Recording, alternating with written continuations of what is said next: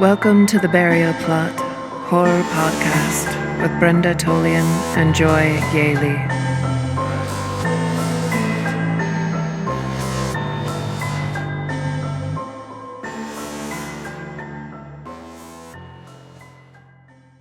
Welcome to Burial Plot, where we bring the horrific, strange, and unusual in the world of books, writers, and the whole wide, wonderful horror genre. I realize that we haven't really introduced ourselves before for this podcast, so I'm going to tell you a little bit about myself. I am Joy Yaley. I am a horror writer who lives in Colorado. I'm a native to Colorado, but I did live in Calgary, Alberta, Canada for several years growing up. I write mostly occult horror, but occasionally a cryptid or two will sneak their way in. I happen to be a steering committee member of the Denver Horror Collective and a member of the Horror Authors Guild. I'm here with my co-host, Brenda Tolian. Brenda is a writer as well, musician, and an artist. She also lives in Colorado, and we met through the Denver Horror Collective. Today, we're joined by fellow writer and creative, Adrianne Montoya. She is a fourth-generation native of Colorado, and her family has deep roots in Colorado, New Mexico, and Texas. She has always been interested in storytelling and folklore and has studied and worked in fields as varied as anthropology, archaeology, literature, languages, linguistics, and education. Adrianne has traveled extensively in the Southwest, as well as other parts of the U.S. and in Latin America. After career detours into research, teaching, and editing, she is making her way back to writing. Thanks for coming on the Burial Plot, Adrianne. It's so good to see you. Thank you for having me. I'm really excited about this and to see where our conversation goes. Thanks. So, Adrianne, you hosted a website called Southwest Gothic for quite some time. It's on hiatus right now, but would you like to just tell us a little bit about that? Yeah, sure. The website is actually still up, and you can listen to old episodes. It's a podcast that I was producing for a while. It was, as you know, I'm sure, quite the educational experience to figure out how to self-produce a podcast. But it was something I definitely wanted to do. I wanted to get into some oral storytelling. I think is a great tradition in a lot of cultures, and in my family it certainly is. My dad, the old man, is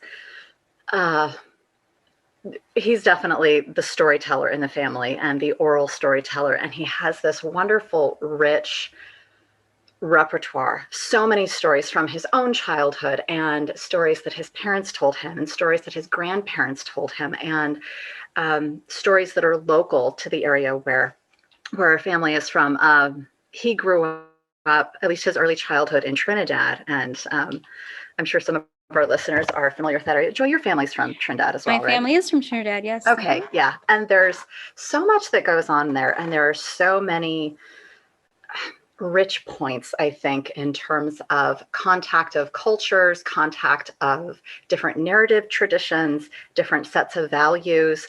And I think you see that certainly throughout the West, as you had different groups of people coming into contact with each other in really historically a very short period of time. And so I love storytelling, and I love the storytelling that happens in the West, and in the Southwest in particular. I feel like that's my home culture, is the Southwest.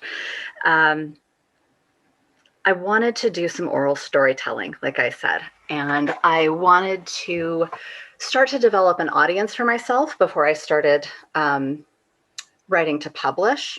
Sure.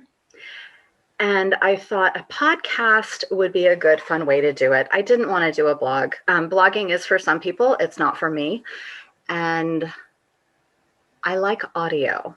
I like listening to podcasts, and I had a great time producing one. And so I would choose, for each episode, I would choose a particular story or topic that we come across in the Southwest. Like, the last full episode that I did was about Narco Saints. I used to live down on the Arizona-Sonora border for a while.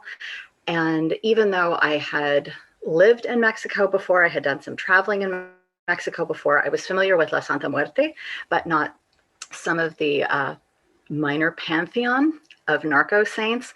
And that was something I came across quite a bit living on the border. And it was really interesting to me. And there are great histories, like honest to goodness documented histories of the people behind the Narco Saints. There's so many interesting things like that in the Southwest. Could you explain for viewers and listeners who may not know what a Narco Saint is? Yes.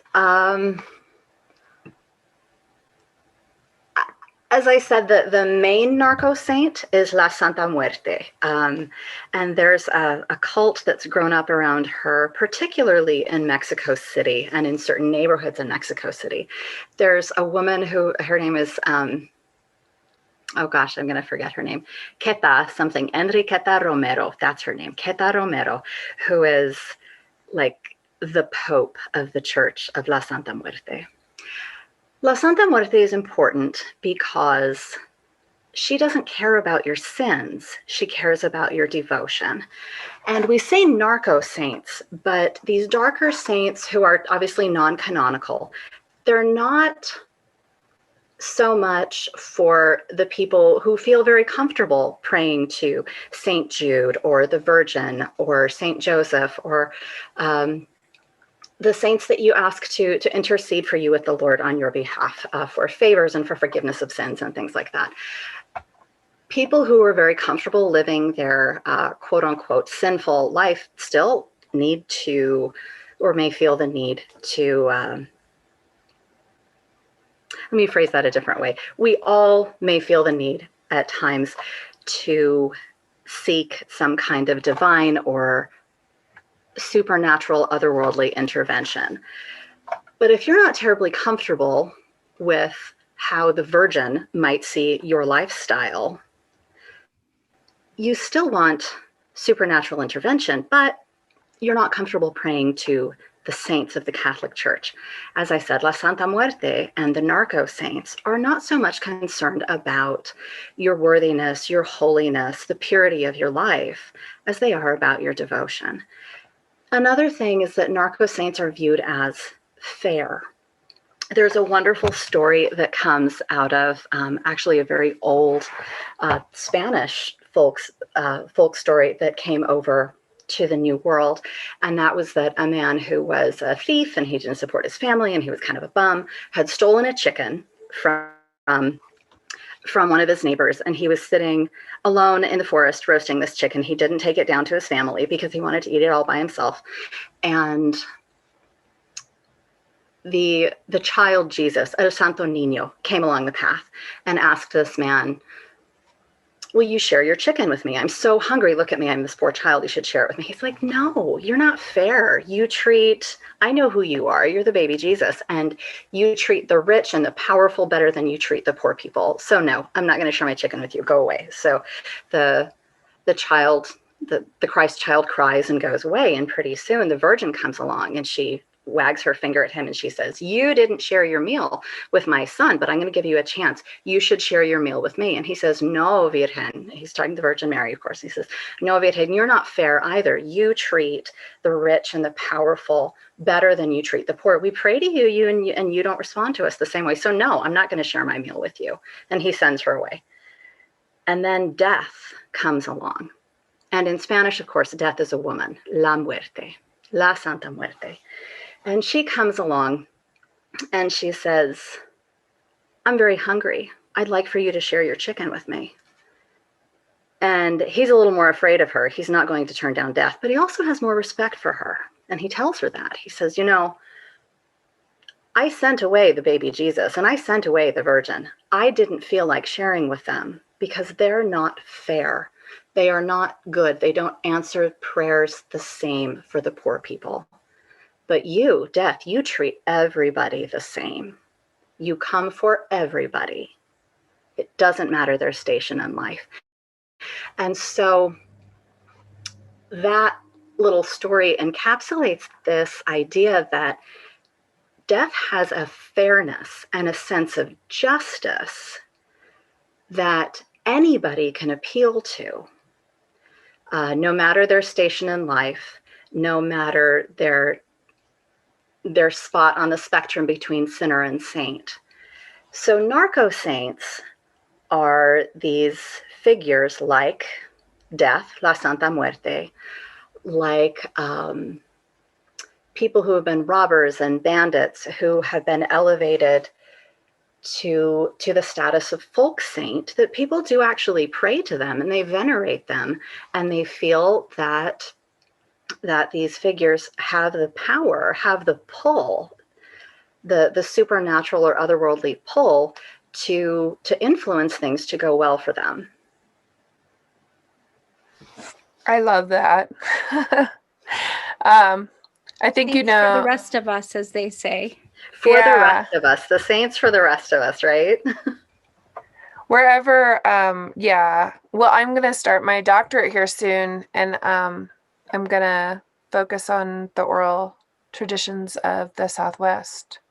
So I'm hoping there are so many traditions. There's so many stories. I'm hoping I can quote you ladies again in future papers. Definitely, I will be bothering you a lot, I'm sure. Not bothering. Bother away. Yeah, no, that's a powerful story, and I love the way that you share information and share tales. So, thank you. Yeah, I really do. I get inspiration. You two inspire me so much in everything that I do. So what are there any other topics that you were covering, or you want to get into in the future with them? I think there are one place that I think is really rich to mine for stories that can be extrapolated and pulled out to short stories and long forms like novels. There are so very many ghost stories in the Southwest. Mm-hmm. And all kinds of ghost stories. We were talking about this before, I think, that there's this trope of, the house is haunted because it was built on a native Indian burial ground. Yeah. To the point that that's kind of hack and cliched in terms of like Hollywood ghost stories. But there really are so many places in the Southwest, in near history and going farther back, where there's been violence, where there's been bloodshed.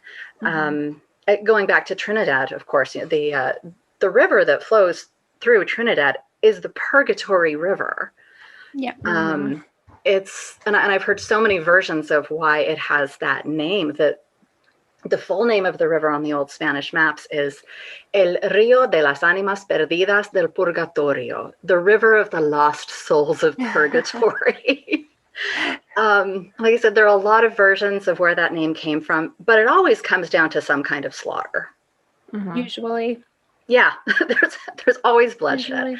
Yeah. And I think, and maybe we walk a fine line.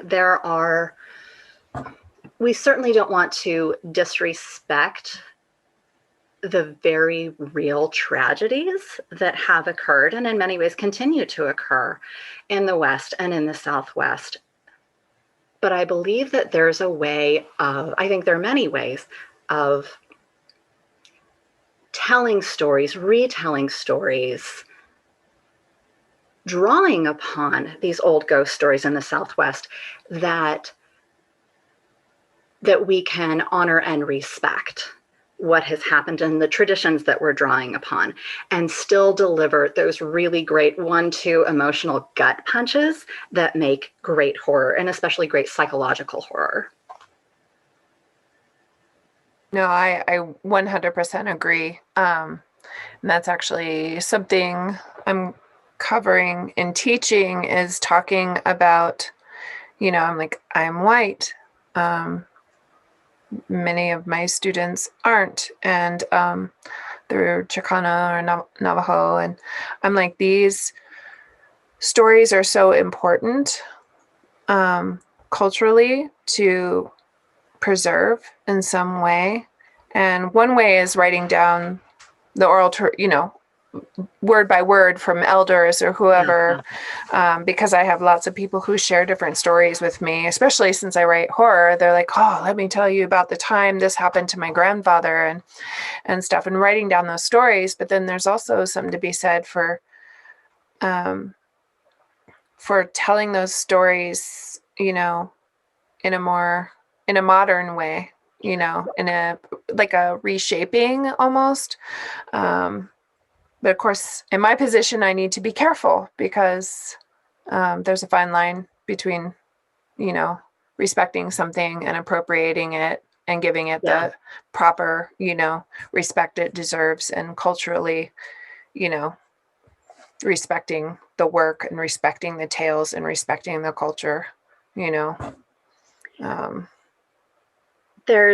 think there's the whole oeuvre of Stephen Graham Jones' work, but particular The Only Good Indians that came out last summer, and I think we've all read that. Yeah. And I think that's such a fine example of and to my knowledge, I don't know that that's based on any specific tale, but in terms of hauntings and pulling a curse down on yourself, poaching too many animals, that certainly could bring a curse on you. But the way that he tells the story with his very particular voice and his particular experiences, what a well-told Western ghost story. That one was really great. It struck all of us, right? I mean, it is actually based on a real thing, the Deer Woman. And I don't know all the particulars of her, but you don't want her to come to you for whatever. I would think not. And it's usually because you've done something against the land. She will come. So you don't want her to come. And there was actually I don't know if you guys remember the Masters of Horror show that used to be on cable years ago. There was a segment of Deer Woman, and he even talks about that being an inspiration for that story. Was that I think it was John Carpenter maybe that did that. I can't remember for sure, but he did mention that was something that inspired him. And I remember reading the book and thinking, gosh, I think I've seen something sort of like this before, and it happened to just be that particular Masters of Horror episode that had given him a spark for an idea. But I thought, he culturally belongs in that culture, so it was easy for him to sort of tell that tale, but he told it in a way that was accessible to people that were outside of it. And I think people thought, I heard some chatter on things like Goodreads and things like that, where people thought that it was too outside of the realm of belief because it wasn't, my take was it wasn't stereotypical enough. As far as like the native lady knowing what was going on and, having this mystical power to fix things or something. I didn't get involved in those conversations, but I just thought that was an interesting take that people would think that. One thing that I thought was interesting in terms of stereotypes and expectations, tropes, I guess, let's say tropes, that's a more neutral term perhaps, was that it's a very inside story. There aren't many white characters in the book. There's Lewis's wife, and there's that's a plot point that she is white, and there are his coworkers at the post office, and it wasn't. I guess the point I'm making is that it wasn't white characters who perpetrated this sin against the land. That I suppose that it's an equal opportunity curse. No matter who you are, if you do these things, if you commit these crimes against the natural order of things, it's going to come for you. Right. Yeah, and they did too. They sinned against the Mother Nature, Earth, the animals, and the elders, which is also a huge no-no. As you probably well know, growing up, Adrian told stories about not disrespecting your grandparents, the horrible things that will happen to you. Parenting through fear. Parenting through la chancla. Yeah. Oh, yeah. Or at least, my grandmother. Yeah, not so much my mom, but my grandmother. Yeah, she had her pantuflas and her chanclas. Yeah. Like a boomerang. I read recently a children's book that I thought was really interesting. This is a bit of a side note. Rick Riordan, who, well, y'all know, but our listeners don't know, I work in a library, and I work in a community outreach program in the Bookmobile program. And so I have to be at least superficially familiar with what's new in, fiction and nonfiction for adults and new fiction for children, and just kind of across the board. So I have a lot of superficial knowledge about things, but I do actually read an entire book from time to time. And one that was recommended to me some time ago is from a new series, not authored by Rick Riordan, who writes the Percy Jackson and these other mythology-based series, but produced, I suppose, by him would be the right way to put it. But he has invited in other authors with other styles and from other cultural traditions to write series with characters in underrepresented populations. And I read this book about La Llorona called Paula, Santiago, and the River of Tears. And it was strange and lovely and fun. It's a middle grade book about this woman, or this young woman, who has to rescue her friends from La Llorona. It was fantastic. There is a magical chancla in the book that she uses as a weapon. And for our listeners who are maybe unfamiliar with the chancla, it's a flip flop. It's a house slipper, and it is a tool of enforcement and a means of control. Yes, it is a maternal tool for controlling your children. Yeah, the threat with the chancla. Yeah, but she uses a magical chancla to defeat the dark forces behind La Llorona. That's great. It was a fun read. Mine would have to be a magical hairbrush or a spoon. In the Anglo world, it's Mr. and Mrs. Do Right, which occasionally straighten your hair, and other times. Yeah. That's what it's called, Mr. or Mrs. Do Right. It depended on who used the brush or the spoon. Yeah. No, you'll have to send me that book through Messenger. Yeah. I'm on the hunt for new. Kids would love it. Yeah, always looking for books that interest my and it might be a little young for your readers, but it's a very engaging story. I mean, I'm not a middle grade reader either, but I read the whole thing. I stuck with it. It was a really fun. So is it like a high school age? Or like middle? It's the characters are middle school age. Okay. So yeah, because I'll have high school next year. Kids, yeah. No, and it's really neat, and that's the interesting part, is taking the old, so the old oral traditions, the old tales, and being able to put them, make them accessible to kids who may have never heard them, or adults who have never heard them, and bringing them up to kind of like Stephen Graham Jones did, to, take a pretty well-known myth and then bring it into the modern era. And he also did something else in that book. He made the final girl way different. Very different. Really broke the tropes on that one. Yeah. She wasn't the screaming, freaking out, blonde chick. She was a very strong girl who ultimately won because she had compassion, I think would be the easiest way of saying it, in the very not end. Because she actually picked up the knife and finally, with the shaking hand, plunged it. It's a very different way of resolving it. And I find that with his other work that I've read, he has these, I was going to say, surprisingly sympathetic and almost conciliatory, hopeful endings that don't come off as cheesy, or the word that's coming to mind is cursi, but they don't come off in this kind of cheesy way. They're very elegant and well done. He has a craft for that. There's not a lot of, this is my personal taste. I'm not a big fan generally of hopeful horror that ends on this, in this scrappy group of survivors got the monster and they win. I like to have the egg that the monster laid showing on that last page in that last shot. Yeah. But Stephen Graham Jones's endings are conciliatory, but still very satisfying. Yeah. And it feels like the deer-headed woman, like she's still everybody, at least the females get kind of what they wanted and needed in the end, you know?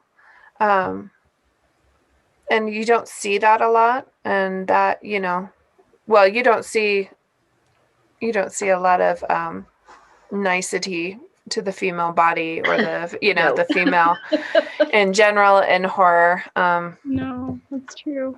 Yeah. So I found that interesting in that book, and then also the powerful protagonist that goes throughout Mexican Gothic. And yes, and she's so plucky, and she has so many great lines. She's a great character. I love that. I love that book. That is so good. I read it in like 2 days because I couldn't put it down. I did too. It was, and I think it's up for a Bram Stoker Award, isn't it? Or I believe they haven't announced or shortlisted, or both of them are up for a Bram Stoker. Oh, that's nice. That's Mexican Gothic great books. Those are probably the best books I read this last year for sure. The thing about Mexican Gothic that I like so much is that it, a lot of people in the United States have a certain vision of what Mexico is, and it's usually a street in Tijuana, right? And I think all of Mexico looks like that. So the fact that she was a wealthy Mexicana and her family was wealthy, and she sort of lived this different type of lifestyle, which isn't very different from Americans. Shock of shocks, I know. I just thought that was great. I thought that was really smart and lovely. And I loved that she was studying anthropology. Anthropology was my first major for the first few years of undergrad, and I loved that's what she was studying. And it is a big deal in Mexico. They're very invested in their past, and I feel like it's a much more common thing to be an anthropologist or to be an archaeologist. That's like a real viable career where you can get outside of academia and still make a living in Mexico. And I loved that Moreno Garcia pulled on that, and she was eminently likable and salty. Oh yeah, and you just wanted her to succeed and to get on top of everyone and break away from these things and this place and these people, and the way that it ended in the end and the way that she ended things for herself in that story, I thought were really powerful. And I loved the ending, the way that who she ended up with and how that all worked out. I just thought that was perfect. Absolutely perfect. I appreciated too, and I think this goes along with the body horror in the book, was that she was so vulnerable. Not only, I don't know, it's been out for a while. How good are we with spoilers? I guess we're good. Maybe be a little vague. A little vague, yeah. We'll say the dark force that is behind. There you go. Perfect. Dark influence that is behind what's going on at this place. That she's trying to figure it out. That it is so invasive and pervasive that there was nothing she or anybody else could have done individually in terms of being a strong, plucky person or saying the right thing or doing the right thing. There was nothing that could be done to avoid being infiltrated by this force, by this presence. And that's part of the horror of it, I think, is that for sure, no matter how strong you are, no matter how smart you are, no matter how good a feminist you are for 1950s Mexico, there are certain things you can't stand up to. And that's terrifying. Right. The total loss of control. Yeah. Right. Yeah. Of everything going on around you. Everyone else is in control of you. Yeah, that definitely terrifying. And I was wondering about, like, when I was reading that, and when you think about that, about the main protagonist, and and her, no, even though she's strong, to be able to get through that. What interested me was how do I say it without blowing the book? But I know, dig deep for those words. yeah, the ultimate mother, the Tiamat, the body that is ultimately being ripped apart, just like Tiamat was ripped apart to create the earth and sustain man. That same kind of thing is going on in the book. I think I said, I think I explained it without. I think you said it without giving it away. Excellent. Perfect. Yeah. But that's a trope that comes up so often. The mother that, is the mother that's like, whether she's a ghost or whether she is just a head that's being kept down in the hotel basement or whatever, you know what I mean? Yeah. The idea of like motherhood, like monstrous motherhood. And monstrous motherhood almost always isn't a choice. It's like this eternal, like rape almost, like this eternal pain that always goes on. And it's such eternal labor that the birth is never over. Yeah. And it's a trope that, that is often visited. And I think especially with women commentating on it, writing that, it's giving a little bit more power back, I think, to the female writer in a way, that we're able to kind of decide where that's going to go and where it's going to end, or if it ends, especially if we're commentating on society, as horror is, in my opinion, the best genre out there to commentate on society in general. I think it's certainly the best catharsis. Yeah. It's the one that's easiest for me. It's interesting. You talk about this motherhood trope, the altered motherhood trope. I finished a horror novel actually just yesterday morning, day before. It's a newer one. I think it's just come out in the last couple of years, called Tinfoil Butterfly, and the author is Rachel Eve Moulton. And one of the issues that the protagonist, Emma, is dealing with is she's recently had a surgery to remove tumors, and she's very young, and they're tumors in her reproductive organs, and they end up removing more than the tumors. And something that she comes back to is this stalled, corrupted, and then stolen reproductive power that this protagonist is very young. She's 18 or 19 years old and has just had her reproductive apparatus, like all of it, vacated. And we keep coming back to the scars. And this isn't a major plot point, but I felt like it was a major thematic point. This idea of where does real creative power come from in the female body? And it was something that was visited at these moments where she felt the pang of wanting to mother or be maternal towards this other character, or wishing that she might have been able to create something in that way of creating a life. And for better or for worse, at least on a biological level, that's a lot of what the female body does. And I think the drive to corrupt it for the purpose of storytelling is an interesting place where we explore the balance of power and womb envy, which I think is the counterpart to penis envy, right? Like, I can put something in there, but I can't make it myself. It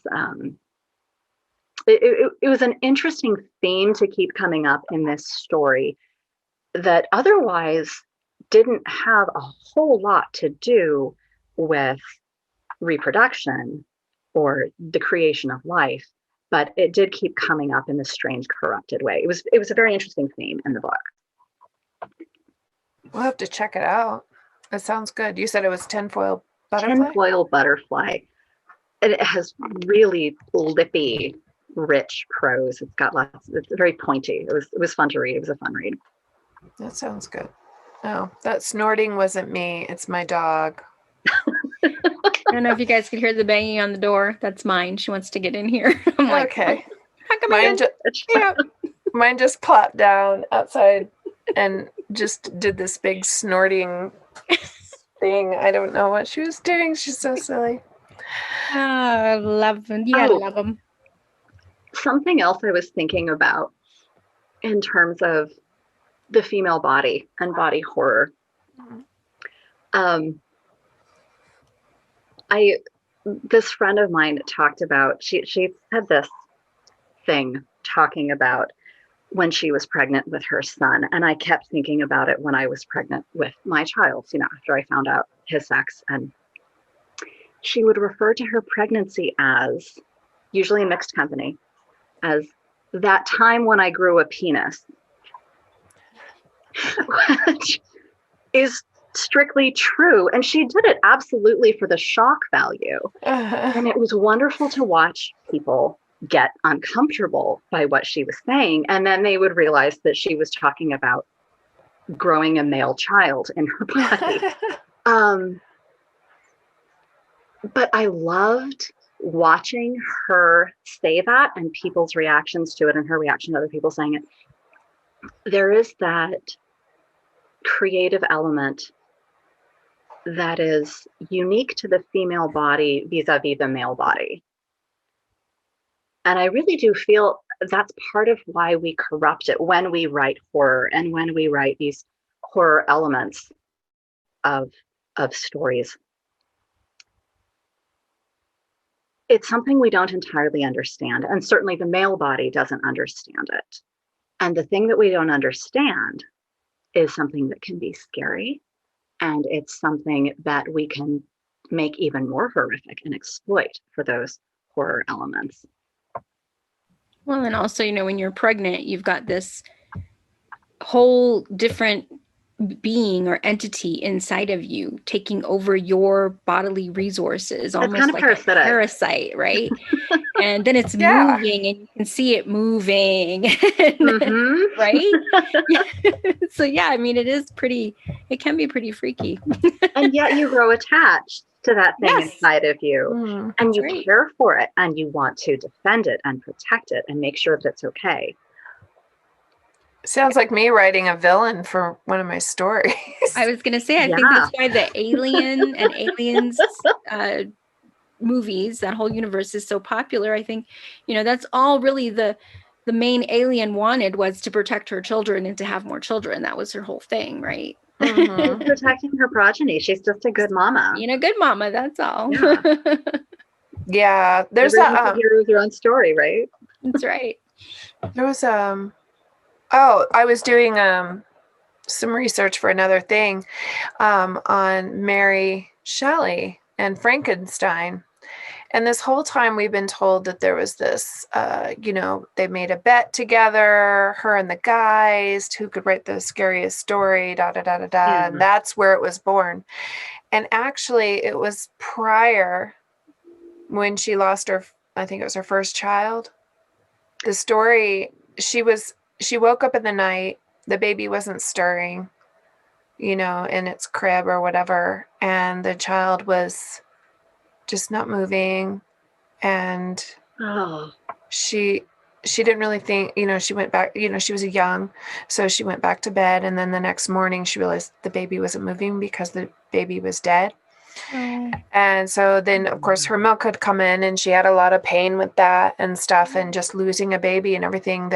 That was where the idea for Frankenstein was born. And that's why the monster, the creature, is actually so childlike, is because she was questioning in that moment, and having dreams and stuff she was having dreams of herself waking, like picking up the dead body of her infant and taking it to the fire and holding it in the fire, not in the fire, but near enough to the fire. That it would warm and wake up. And so I find, as I find this, and I'm like, how did I not know this after all these years of studying literature? How did I not find this? And I think it's because the story of her acting like a man, making bets with men. I mean, I'm sure that happened and everything, but the story, the body, began, the bloom of that story started the night that her child died. And that's not the story that gets told. It's a much more intimate detail, though, isn't it? And it's much more vulnerable. Oh, and it makes it so much more, it changed how I viewed Frankenstein.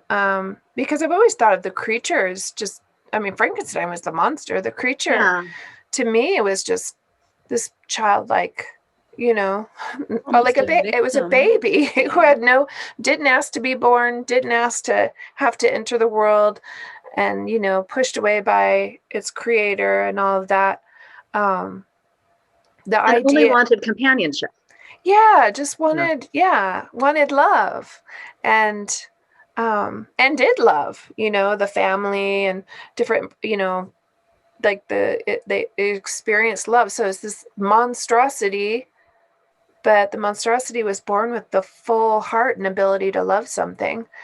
And it just goes back to thinking of Mary Shelley, and where that story began was she was dreaming in her dreams and in her creative mind. She wanted to resurrect her child. And in a way she did in this story, and I was just thinking about that, like where the stories come from for women, I think is in a different place,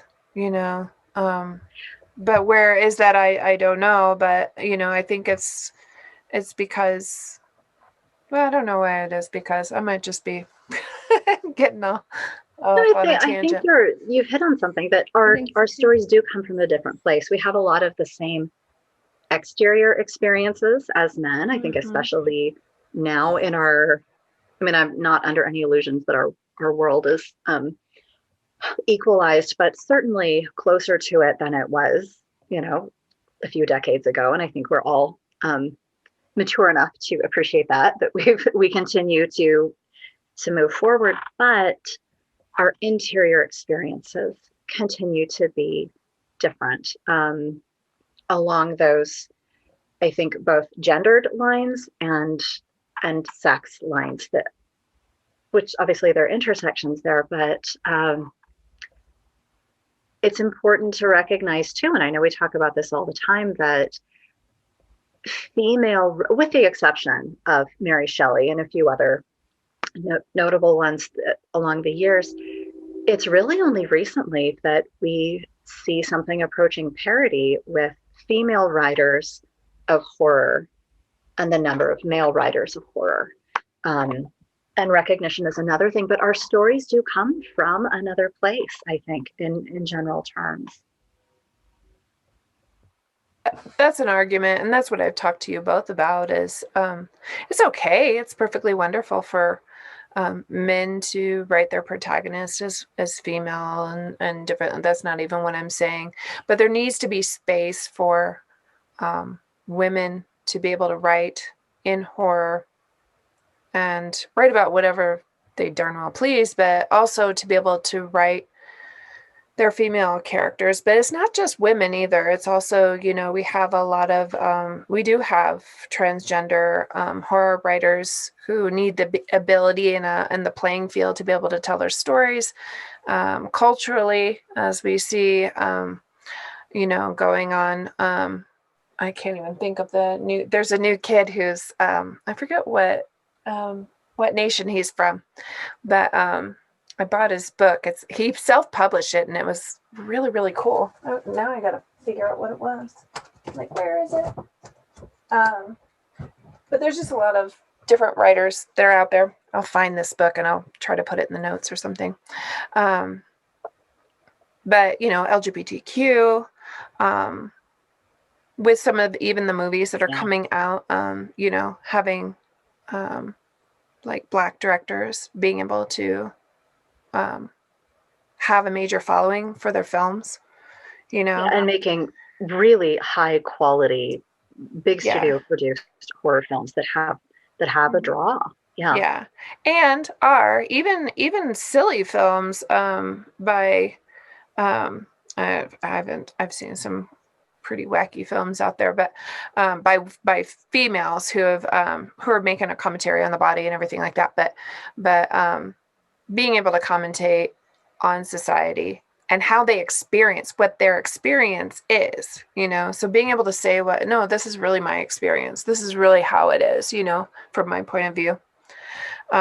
We're seeing a surgeons in that, and I'm excited to see that. I guess I think luckily we're also beginning to see a lot more readers be open to that. And maybe the readers have always been open to it. It's just that we're finally seeing more of these things in publication, and we have access to them. Yeah, I think it comes down a lot more themes, a broader base of things. I think it's publishers. I think our publishers are mostly the big four are ran by white old men. We just talked about the gatekeepers and gatekeeping and publishing, and how we're all working to kind of break that down. So the self-publishing and small houses are putting out a lot more diverse authors, which is great. Yeah. Well, I feel like in horror in particular, there's so many small publishing houses that are doing great work, whether it's regional or with target audiences. There's so many good small publishers in horror, I feel like, that are doing great work. I agree. Just in my research, because obviously I'm researching publishers right now because I got my thesis done. And I know on a previous show, Joy, you were talking about your experience with, was it Dread? Yeah. That was my first novel that came out like 4 years ago. And I was never really happy with that novel. I kind of pushed the publication of it before I was really ready for it. But my dad had Alzheimer's, and like in my head, I had to get it done before he passed away because I wanted him to have at least some knowledge that I had finally done it. So I kind of rushed it. But when I was first thinking about, shopping it around and whatever, the first thing I was told is not to use my real name because it's Joy. Who the hell named Joy writes in the horror genre, for God's sake? And also because I'm a female, I was also told to take my picture off of my website, et cetera, because I'm not white or male. Wow.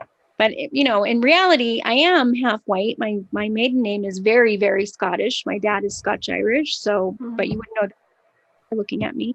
And so at first I was like, oh yeah, you're right. I better do that because I really want this to be successful. And then, I kind of thought about it for a little bit and I was like, screw that. I wrote the book. Yeah, my name is Joy because my mom was a hippie. What can I tell you? I have a sister that's Mary, Merry, and another sister whose name is Gay, like Gay. We're so happy. So I was like, no, I'm going to use my real name, and this is my face. Love it or leave it. And if it turns readers off or publisher off, well, then I guess I don't need to be there anyways. And I think there are enough people now who are doing that, and who are very, about their ethnicity, about using their chosen pronouns, in the back copy cover. I think there are enough people, maybe not enough, but we're starting to see more people saying, like you did, no, this is me. If you don't like my face, then don't buy my book. Basically, I was told I would never be commercially successful using my real name and my real face. And I thought, well, let's just see about that. Let's just see. We'll see. I'm glad you did. So here I am. Heck yeah. I bought your book. See? Also, I'm over a certain age where I really don't give a flying, what at this point about that kind of thing. And it's like, if you don't like me, that's fine. I've actually had people approach me and ask me, like, what are you? Like, what is your ethnicity? And I'm such a jackass. I'm like, well, I'm American. What are you? Human. Or if they find out I'm, Native American, they want to know, what percentage? And I always say, I don't know, what percentage white are you? Or what percentage whatever are you? Yeah. And it kind of takes them back. And I'm like, yeah, that was a rude, racist question. Don't ask me that. But I think it's good that it's becoming, I'm not going to say more acceptable, but because pushback is never acceptable, right? But the momentum to push back with comments is growing. To push back and say either overtly, that's not appropriate, that has nothing to do with my work, ask me about my work, or to say something snippy, that works too. For sure. Like, it's like, I'm over, when women, at least for myself, when I reached a certain age, I really did get to a point where I was always so concerned about being professional and blah, blah, blah. And I just sort of reached a tipping point in my life where I'm just like, yeah, I'm okay with being professional, but don't, F around and find out. That's really my attitude these days, because I'm kind of done, especially going through these last 4 years of the political climate. And people feel free to say extremely rude and inappropriate things to you. So, that's kind of where I'm at. But I think rock on. That's something too. I think it liberates our storytelling too, right? If you feel, I don't like the word vindicated, and I'm trying to think of the right word. If you feel like it's perfectly okay for you in your life to say what people need to hear, I think that reflects in your writing as well. I think it frees up the ability to say what needs to be said in the story, whether it's something that's shocking or something that's really tender and vulnerable. I think we become better storytellers when we quit putting up the front of being polite or appropriate or proper or whatever it is. Exactly. Yeah. No, it's true. There's a certain amount of freedom that comes with that, for sure.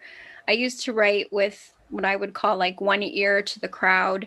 And I would say, oh, if I write this and so reads it, what will they think? And, I don't do that anymore.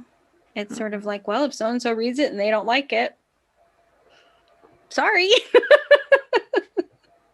Yeah. Well, and on our last show, Hillary was talking about that too, with her next book, like pushing through, like not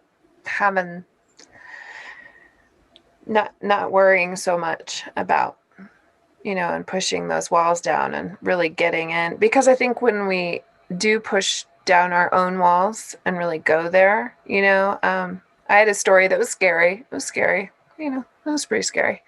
And when my mentor read it, he's like, oh, this is creepy. It's creepy. He got my last edits. I added vagina dentata to it. And he's like, holy bleep. And I was like, I always wanted to put that in there because she is getting her kind of, how do I say? She's becoming one with the mountain, who is a mountain goddess, and the goddess has given her powers and the ability to consume things.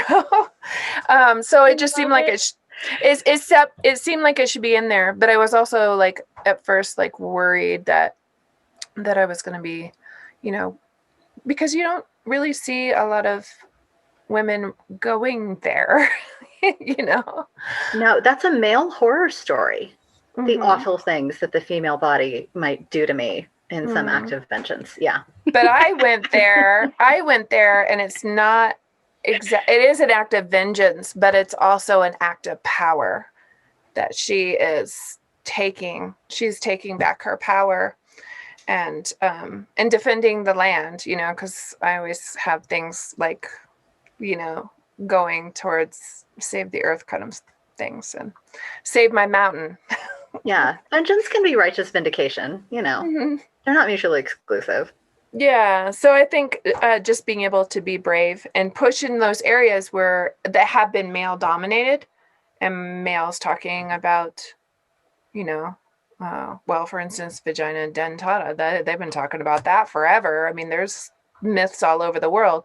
How about like a woman take it over and make it our own thing, I think there's power in that. There's power in taking those narratives and giving them our own polish.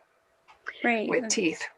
Going back to Mexican Gothic, and there's the scene in the bathtub where Noemi is in the bathtub, and what is his name? The dreamy blonde version of Was it Pedro Infante. Victor? Virgil? Is that it? Virgil. Virgil. Virgil. I And think it's Virgil. it's an assault scene. It's drawn out, and we know she's not drug addled, but it seems that way because of what's going on with the other things in the novel. It was such a different experience for me, a much more sympathetic and much more terrifying experience for me. Talking about just the experience as a reader,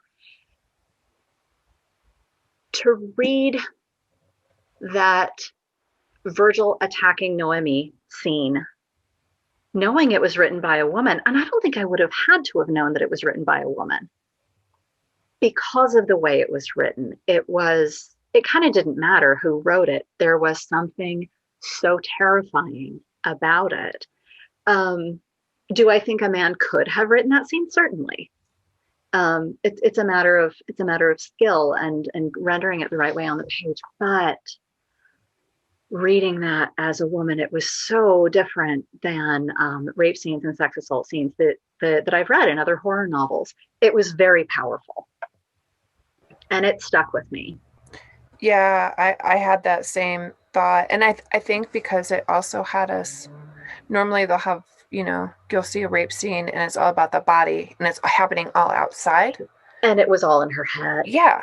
Exactly where it would be if it was going on and coming from a female. It's the vacation of the mind in some ways, and the hyper focusing on something, and the fear, the way she wrote the fear resonated. So genuine. Yeah. So it made it that much more scary, because, and triggering, I'm sure, for some. It was very real. It was very real, as if you were inside her head, inside. It did what good writing does. Yeah. It pulled you in as the reader, and you felt like you were in Noemi's head and body, and it was awful and just absolutely wonderful to read. Yeah. Yeah. No, I totally agree. And it's taking back those tropes, those things, the things that happen to our bodies. You were talking about, and making, and them coming from the female voice, because who knows a female's body better than a female? Sorry. Than a female. And it doesn't have to be, I think, revenge fiction. It can be simply just straight horror fiction. And these are tropes that we play with to create a terrifying cathartic experience. And unfortunately, something that happens on the daily, every second of the day, this violence done to the female body, so it's unfortunately is common, and and our society isn't always very supportive in making it stop. Obviously, look at our Supreme Court judge, and stuff. In some ways we support it. I don't know, support it's the word, but we do not. But at least turn a blind eye, act like it doesn't matter. Yeah, we don't create an environment that is conducive to making it go away all the time. We're told as women it's our fault, right? No. Don't dress like that. Don't go out of the house like that. Yeah. We're getting ready to go for a run, and I'm double knotting my shoes, and I'm sticking my keys in my bra just in case, and I only wear one ear thing so I can hear with this other ear in case somebody's coming behind me. When I explain all this ritual I have to go on a run, my husband's just like, wow, I never even thought of that. I'm like, no, you wouldn't. But I do. You didn't. Yeah. Well, because then if something happens, you're told to don't say anything, you'll upset people. Yes, that too. Like that, that whole thing about women where we have to keep our pain silent because it might make others uncomfortable. Yeah. And I think that for myself, I don't know about other women, but for myself, when I reached the age of menopause, I was like, I'm done with that. I'm going to speak my truth, no matter who it pisses off. And if it pisses you off, good. Maybe you need to be pissed off. And I feel like if younger women had that same freedom, things might not be in such a state they're in. Like, don't tell me not to wear a mini skirt. Why don't you tell him to find some self-control? Yeah. We need to flip the script a little bit here, I think would be a great thing. I have 4 daughters that I've raised and a granddaughter. None of my daughters, oh my gosh, I'm not sure how I raised such strong-willed, outgoing women. One of them is a police officer. One of them runs a medical clinic. The twins, they're 14, soon to be 15, but don't mess with them. I've already been told by teachers, wow. And these two, somebody messes with one of them, it's like tag team. I'm like, yes, I'm aware. And their poor brother, he's just kind of goes with the flow. But I'm definitely trying to teach my girls to speak their truth. Speak your truth. And no matter what it is, even if it hurts, don't, because we bury it. I think of my grandmothers and all of the pain they must have gone through in their lives, but nobody ever spoke of it, not once. Yeah. And the dysfunction that caused. So yeah, I think it's important for us to take that back. And I think one of the best vehicle I can think of is horror writing. Kind of back to what we were talking about toward the beginning, that horror is such a great tool a great platform to have these important social conversations. And maybe it's a proxy conversation through narrative, but it is such a great tool. And what a fantastic tool for catharsis. Definitely. As well. And narrative in general, we can do so much to explore different ideas and different scenarios, but horror just packs it in there. It's a very powerful form of storytelling, I think. Yeah, you can just, it's a safe space in a way to be shocking. Yeah. To throw, almost like, how the police will throw the chains across to stop the car. Yeah. And stuff. I've only seen it done in Kansas, and that was coming home, and I thought we were all going to die. It wasn't my car they were trying to chain, by the way. I was going to say, oh, yeah. No, but I was like, dang it, we're in Kansas. These people are crazy. But, like throwing the chain across, and it abrupts, it shocks, it makes you stop, and that it gives, it's like the pulpit of being able to go, nope. We're going to talk about this, and we're going to have this conversation right now. And I don't care if it makes you uncomfortable. This is horror. You should be uncomfortable. Well, yeah. But it's still, like you said, it's still a safe place. You're not talking about necessarily what happened to me or what happened to my sister. You're talking about what happened to these characters. Yeah. And we can actually call a perpetrator a monster, because in the story they are like monster. Yeah, exactly. And we can use strong imagery and strong words like that. We read a book in an anthropology class I took in grad school about the whole topic was about narrative and the social function of narrative. And we read this book about women using erotic poetry and song as a form of expression only among other women. It was in a community in, I believe, Libya, somewhere in North Africa, but I believe it was in Libya. The ethnologist who did the study was female. She was not of the same ethnicity, but she was from something very close. I believe she was Moroccan, but she was able to go and spend time with these women, and she dedicated a lot of the space in the book to talking about the culture that they lived in. And it was an honor culture, and there was a lot of emphasis placed on shame and honor on the other end of things, and on proper behavior, and very, very strict social structures. And there are things that you just don't do, that you don't even talk about. But when the women got together, just the women, they would tell these romantic stories in verse. They would sing erotic poetry, and they would dance. And it was a space where they could give expression to something that they otherwise were not able to have a dialogue about. And I will try to find what the author's name was, Layla something, but I'll try to find it so you can include it in the notes maybe. But it was such a wonderful exploration of very literal ways in which people use narrative and other verbal expressions to go to those places where you're not allowed to go, not in polite society.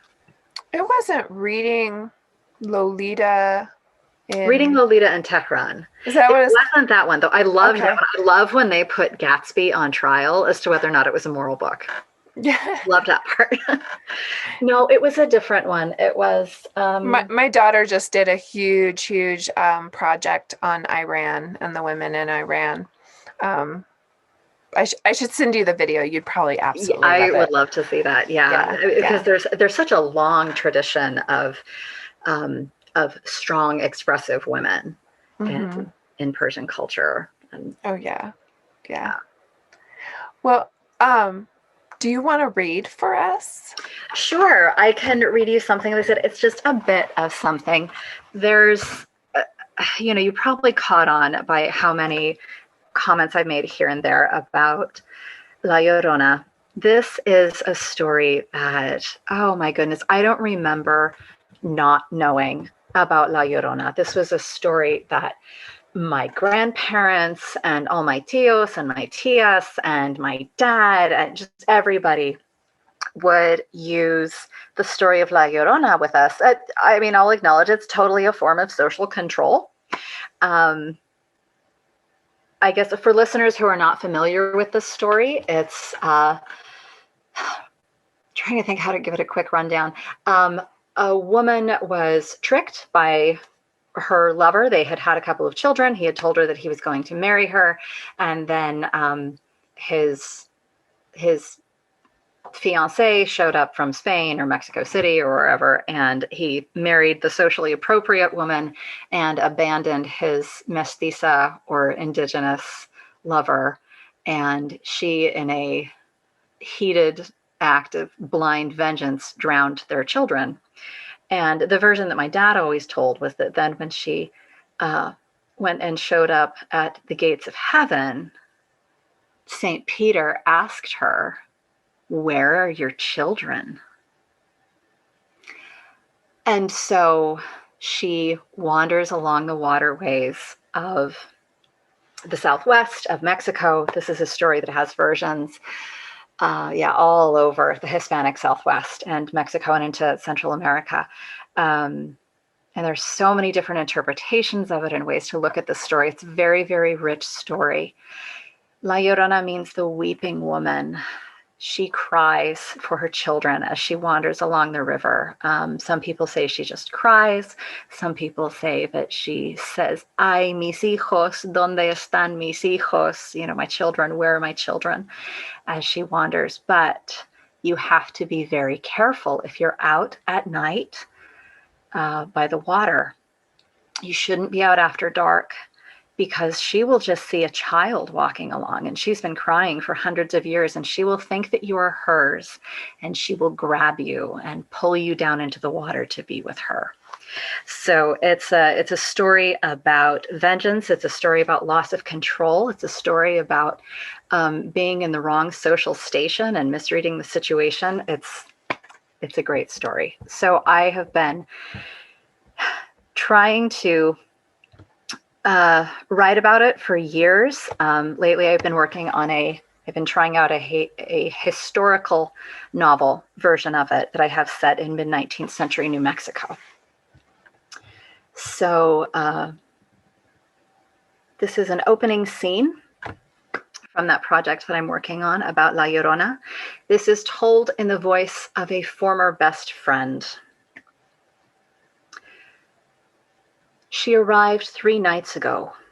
4 are dead, but not the ones she came for. Not yet. Part of me knew she was coming. I suppose I've always known. We encamped on high ground above a bend in the river, at Captain Stillman's insistence. When I heard the weeping that first night and rose from our bed, he was gone, seeing to some duty among his men. I went to the poor child, Seraphina, who slept fitfully. I feared leaving her alone.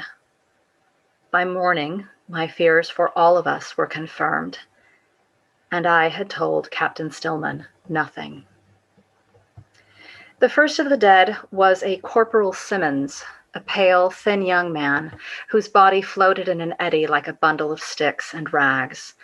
Long strands of dark hair were tangled around his shoulders and his throat. The wet sand bore footprints, a woman's small feet with overlong second toes, the same footprints from my youth left outside my window after rain.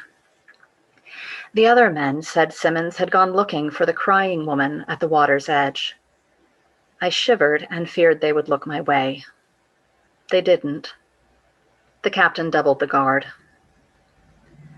The next night was clear, with no clouds to swallow the night sounds or moonlight.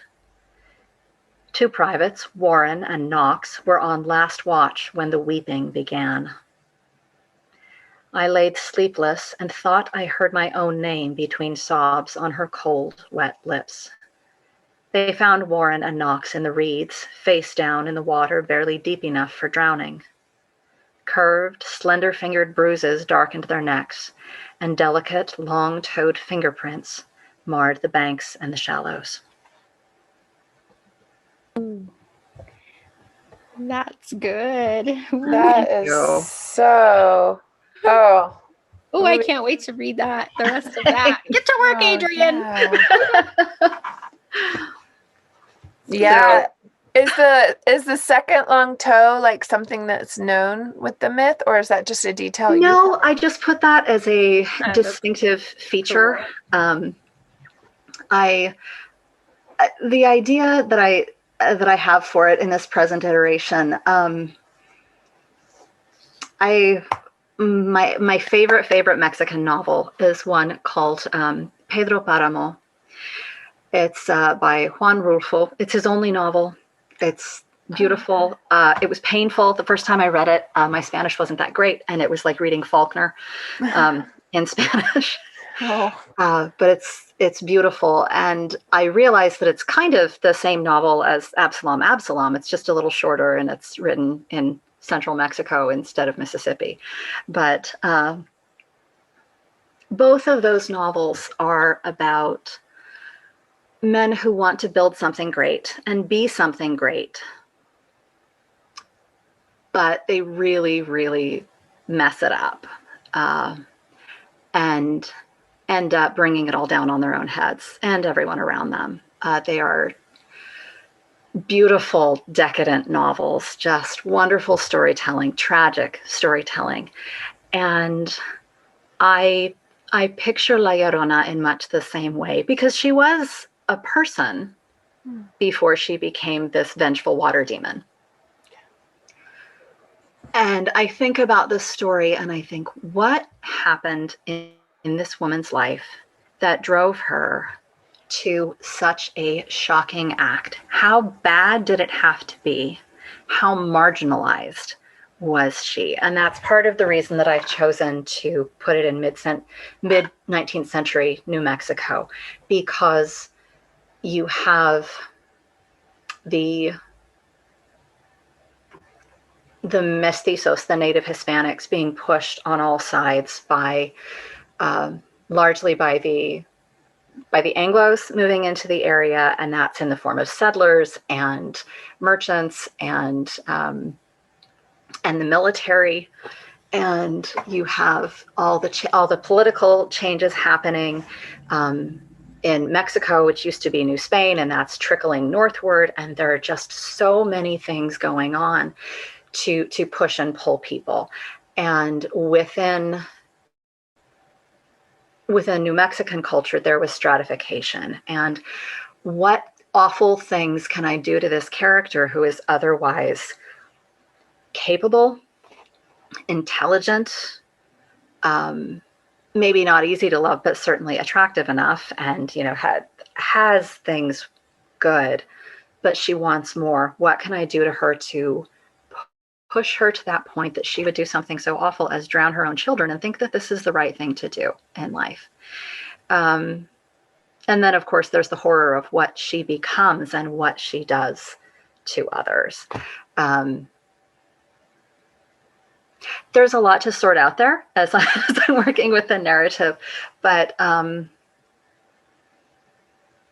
yeah, I wanted to start it at the end where she is already the monster and then pull it back to what happens to put her in that place. That's like the best kind of book. We'll be your first 2 buyers. Well, hopefully you'll be my beta readers, but yeah. Oh, we would too. Yes, Yes. yes. Yes. So, and you currently have another novel in the works as well. I do. It's much, much lighter. And it's not folklore based. So I'm pulling a lot of folkloric elements into it. It's set in the Southwest, a little later in the 19th century. I am trying my hand at Weird West, which I think is just such a fun genre. I think a lot of us know it from steampunk, mostly in more recent films, but Weird West is just fun. You get to play with those fun, sometimes kind of cheesy Western tropes, but then you also pull in horror elements and fantasy elements. And my premise is that I have this character who is she's a ghost hunter for hire, and she goes around the Southwest trying to solve people's supernatural problems. But of course, she has a lot of adventures on the way, and it's much lighter. It's not dealing with big social issues like pressing out native populations and things like that. So that's exciting. The Weird West is one of my favorite genres to read in. When it's just a kick, right? It's just fun. Yeah, I just love it. It's so fun. It seems like you get to be more inventive a little bit. Am I right? Like it's got a little bit of fantasy in it, like the spectacle. Like playing with some magic, and that's kind of fun. Like because she has the spectacles, right? Yes. Yeah. And I gave them a name in, and I feel like I should probably ditch one of the names. I gave them a name in Spanish and I gave them a name in English, and I really, really like both names, but I'm afraid it's going to be confusing to readers. I'm like, do I include a glossary at the beginning? I don't know. Do I do this? Maybe. I one of somebody I was who was it? It might have been a workshop. Maybe it was with Hillary or something, but it was talking. Oh, it was during a reading that she was hosting. That was actually talking about leaving in, like, don't take out the Spanish. Leave it in, you know? There's a way to do it, though. I mean, you have to give your non-Spanish or not, you know, whatever your other language is, you know, your non-language speaking readers just enough hints, and you have, you know, so that they know what's going on, but you also have to do it so that you're not dumbing it down. And so just like context clues around. I think so, yeah. And I think you have to layer your hints as well. So like the little tool that I give her, they're these little purple glasses, and that allow her to see, purple lensed glasses, and they allow her to see spirits. And in English, I call them spectacles because she can see specters through them. And in Spanish, it's less of a play on words, but I called them her ventanuchas, which means dirty little windows, like nasty, dirty little windows, because they show you things that, you know, maybe you don't want to see. I love that. Look through those. That's awesome. Yeah. And that's a fun diminutive that I like to play with in Spanish. Anything that's like yucky, little, icky, not cute, icky. I had a friend who explained it as like, well, your casita is like cute. That's a cute little house. But a casucha is like a nasty shack that probably has used prophylactics in it. Like, ew, don't go in there. That's a good way to describe it. Thank you all for joining us and listening to The Burial Plot with your hosts, Brenda Tolian and Joy Yaley, and our guest, Adrian Montoya. You can find me at joyyaley.com, and you can find Brenda at brendatolian.com, and Adrian can be found at adrian-montoya.com. All of these links will be put in the show notes so that you can find us and find out more about our work and all the amazing things we have going on. And we really appreciate you sticking around and listening to us chatter. Adrian, thanks again for coming on. Thank you for having me. This was a great time. Yeah, thanks, Adrian. It's always good to hang just the three of us. I gotta say, it's fun. Okay, folks, until next time, stay above ground.